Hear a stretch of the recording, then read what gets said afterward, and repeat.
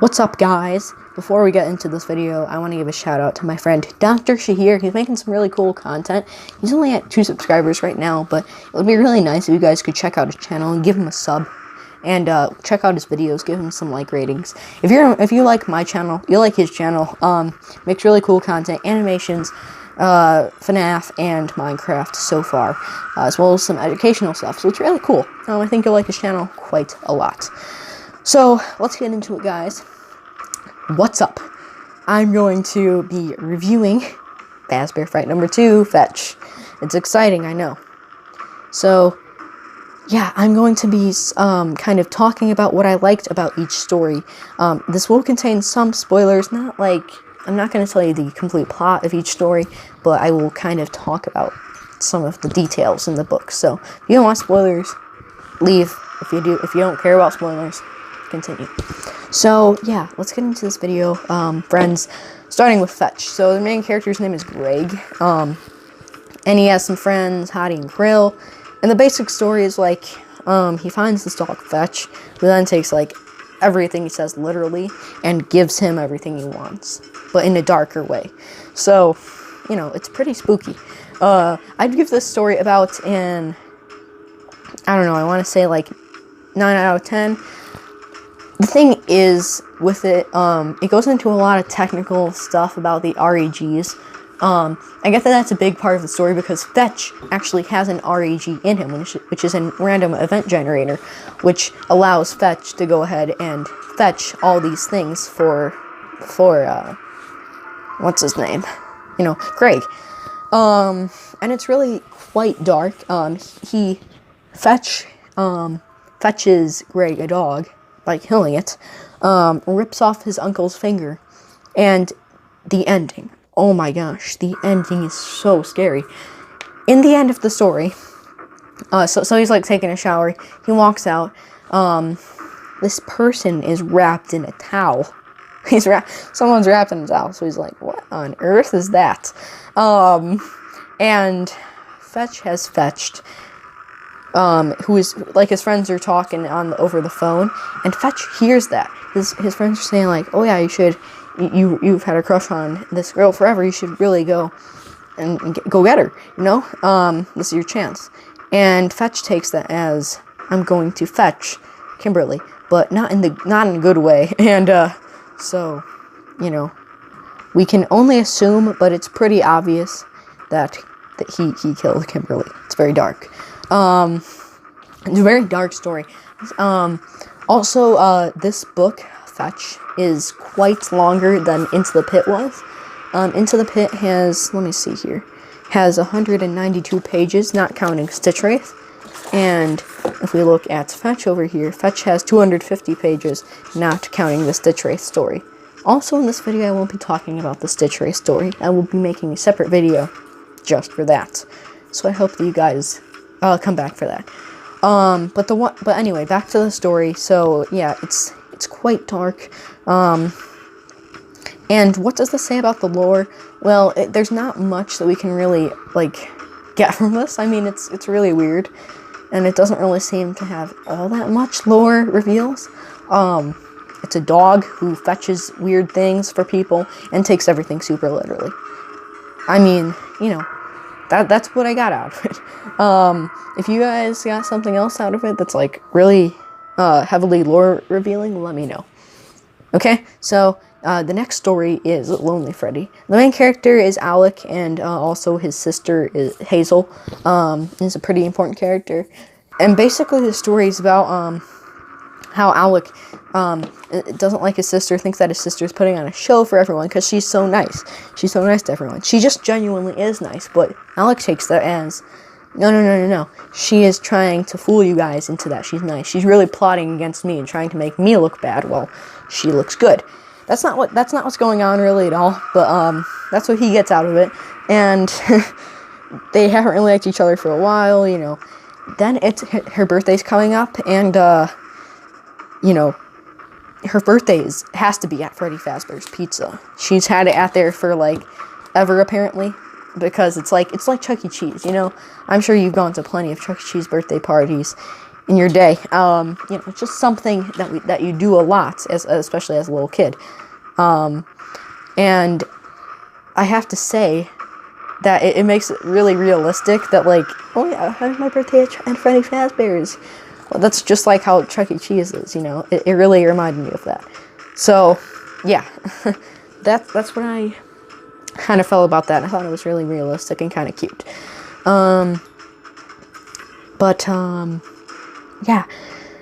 So, they're going to their birthday party at Freddy Fazbear's. There's this tiny bear called Lonely Freddy. Lonely Freddy basically is there for children who are lonely at the birthday party, don't have any friends to talk to there. And in essence, what they do is just kind of talk to kids, get in a get-to-know-you session. It's really kind of creepy. This one apparently has the most lore, but I'll get to that in a moment. But yeah, so he has this master plan to, like, expose his sister by like, I guess, like, she's gonna act like a brat once she doesn't win the Yarg Foxy, which is the top prize. But then she actually did win it, and then she wanted to give it to Alec, but Alec was like, no, you're just trying to look good in front of the parents. Rips the arm off of the Yarg Foxy and is like, okay, bye. Runs away. And this is when it gets really intense. This is, like, I will say about this one, it's very slow. It's very, very slow.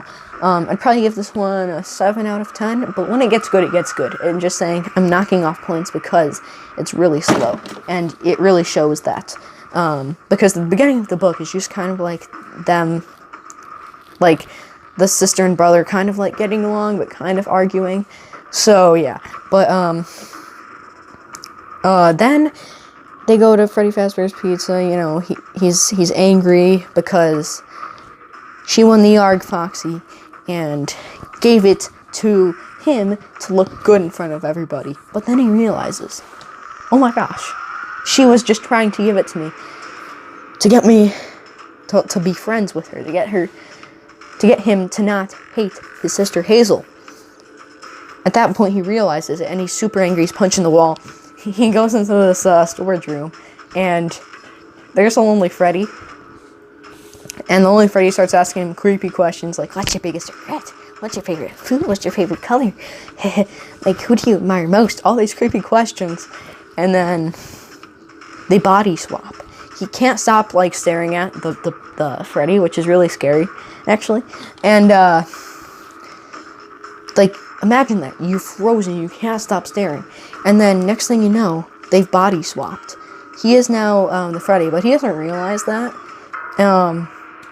And that's really creepy, in my opinion.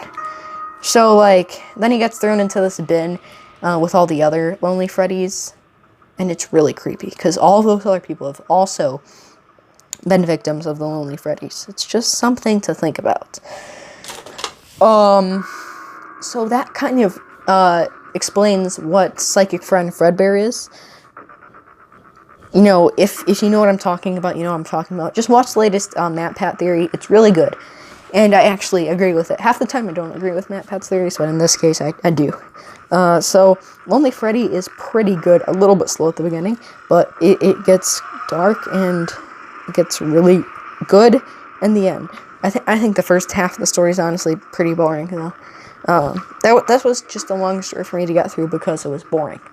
If you want my take on that. The next story, though, is Out of Stock.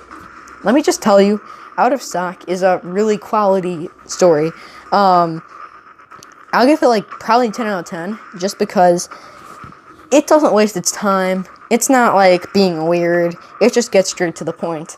So, like, there's this, like, really cool toy in their world. It's called a Plush Trap Chaser.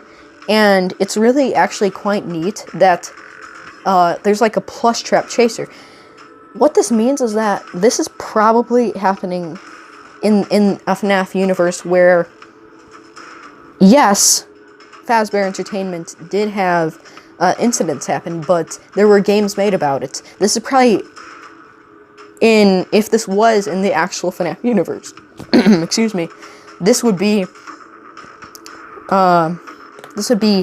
after FNAF VR when they're selling toys about the FNAF games. Like, oh yeah, that's not real. That's just so fake. That's basically what this is. This is a world where the FNAF games are real, I'm assuming. And they're actual FNAF games, not like Freddy Fazbear's Pizza. Like, oh, we're going to Freddy's. No. Oh, look, there's this merch for this cool FNAF game. That's basically what it is, and they're in this kind of world. So, yeah, there's this cool, like, plush trap toy. It's called Plush Trap Chaser. He's really spooky, and, I have pictures of all the animatronics, but, like, I don't know, I really like how the fan models were made of it. I'm just saying, that's really cool. But, so they eventually steal this Plush Trap Chaser from a store after school, and Oscar does, and Oscar's the main character, as well as Ra and Isaac, which are his friends. So yeah, he steals it, runs home with it. It's storming, it's dark, and the plush trap works like how plush trap does in FNAF 4, where like he freezes in the light, but he moves in the dark. That's how it works. So one night they're hanging out, they're playing video games. The plush trap chaser comes to life. They hear footsteps. They look to see what it is. It's the plush trap chaser, and it's moving, and it's really cool. It just starts like chasing them. This thing gets straight to the point. I mean, it's really just like they bought the plush trap chaser. They stole the plush trap chaser. That's a poor choice of words. Bought it. That's not real. Genuine, but yeah. So they steal it. It comes to life and it attacks them. They defend themselves with flashlights. A lot of the flashlights go out, and eventually they start running to the railroad tracks, hoping that they'll be able to run over the plush trap chaser. And I would be so scared because I would be like, there's probably not going to be a train. But wouldn't you know it, there was a train, and at the exact right moment, the plush trap chaser ran to the railroad tracks, and the train destroyed the plush trap chaser. So what does the plush trap chaser have to do with lore? I would say that it's decently referencing the fun times, because plush trap chaser has a really cool feature where he can mimic their voices. So if Greg's or Oscar's friend Isaac says something, it can mimic what he said just by hearing it. So that's kind of like what Funtime Foxy could do. Funtime Foxy was supposed to be able to mimic voices, and that's exactly what's going on here. So that's really cool. It also just kind of explains, yes, plush trap basically is meant to be one of those things where flash you lighted it stops. That's just how it was built. So I guess that kind of explains things. But that's probably going to do it for my review. Again, I gave the Fetch book an 8 out of 10. I gave Lonely Freddy 7 out of 10. And I gave Out of Stock 10 out of 10. So the top 3 in order would be Out of Stock number 1, the best, Fetch number 2, second best, and Lonely Freddy number 3, least favorite of mine. So yeah, I hope you guys really enjoyed this video. I really love when the new Fazbear Fright books come out, because then I can talk about them. I hope that you enjoyed this video, and if you did, why don't you go ahead and like it.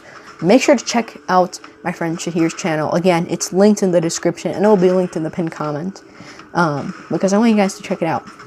Really good friend of mine, and I want you to check it out, because honestly, his content is like mine, but more variety, basically. So you'll probably like his a lot, even more than mine, maybe. So go check it out, please. I would really appreciate that. That would be very nice of you guys. So thank you guys for watching. My next video will be about the Stitch Wraith section of this book. So yeah, I'll see you guys next time. Take care. Bye.